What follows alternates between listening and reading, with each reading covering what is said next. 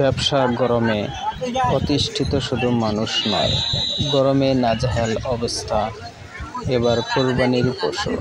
তাই ছাতি দিয়ে দিচ্ছে বাতাস, ছাতির সেই ভাইরাল বাতাস। ছোট বড় হাজার হাজার কোরবানির পশু উঠেছে কোরবানির হাটে। লোকেশন জাগিরাচালা, মধুপুর, টাঙ্গাইল। এই ষাটটি এই মাত্র বিক্রি হলো ১.৫ লক্ষ টাকায়। একটু দূর থেকে দেখাচ্ছি।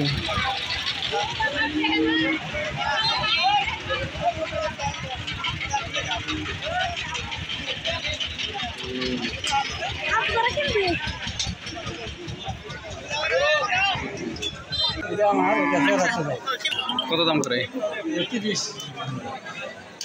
১,৩০,০০০।